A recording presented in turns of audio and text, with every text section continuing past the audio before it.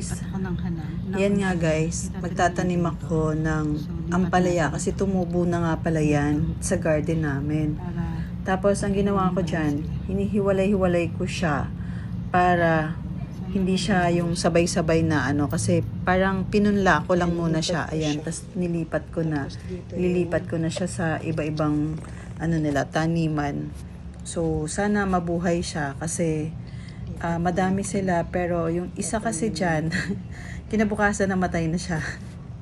Ito, medyo okay naman yung nilipat ko. Kasi meron pa siyang ano, yung, alam mo yung buto. So, parang nilipat ko muna siya kaagad para nga hindi sila magkadikit-dikit. Kaya yan ang ginawa ko dyan sa, ano na yan, ang palaya namin. O, ayan naman yung isa. So, madami sila, pero yung iba lang ang hiniwalay ko. Ayan no, nakita nyo guys. Sana lumaki siya at mamunga siya dito sa backyard namin. Tapos ayan naman, kamote. Tinanim ko sa kangkong sa malunggay. So, ang bilis nga nila nabuhay kaagad nung malunggay sa yung, ano, yung kangkong. Yung kangkong, ang bilis niya. Akala ko sa water lang. Buti na lang nakuha ko na yung ano ko, yung kotse kasi nasira. So, natapos din nila mga 2 days lang nilinis nila yung kotse ko, yung aircon. So, sobrang lamig na ngayon. Kasi last time tong dalawa na to, hindi talaga siya gumagana. So, ngayon, malamig na siya. Yun nga lang, madugo lagi yung bayad. Sobrang mahal. Yung aircon ito dati, hindi siya lumalamig. So, ngayon malamig na siya.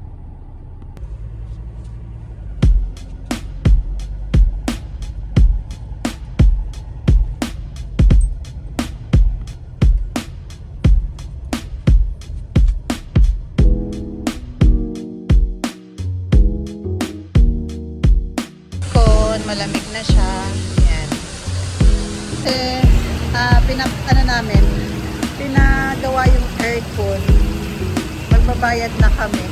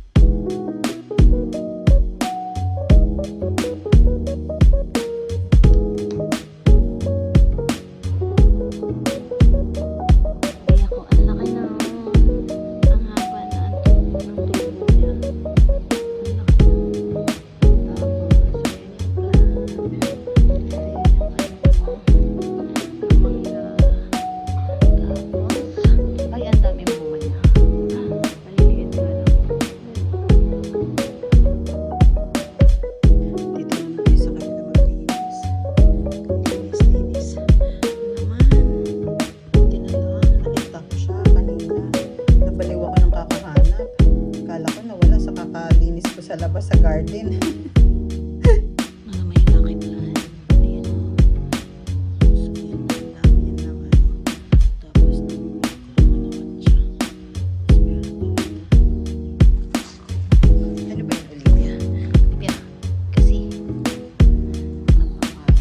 Ayan guys, nakita nyo, ang laki na ng papaya kong tanim. So, ang dami nila. Tas yung kalabasa, natumubo na din siya. Kaso lang, namamatay naman yung ibang kalabasa. Pero good morning! Cleaning time. Tapos na ako maglinis. Exercise. Ayan, ang shiny ng ano, ng tiles. Kasi nilinis ko na yan. Ako yung maid today. Ayan, ako yung maid today. So, ayan. Ako yung maid.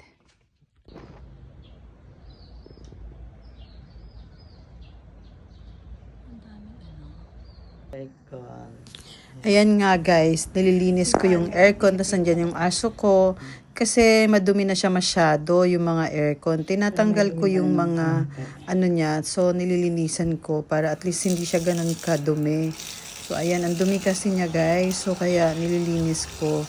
Parang, ayan no, nakita nyo. Sobrang, parang ang tagal nang hindi nalilinis. Ayan. Kasi, dito sa bahay na to, itong bahay na to, minsan lang nagkakatao.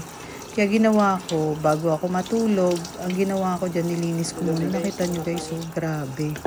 Ang dumi niya talaga, sobra oh. So, diba? Makita nyo.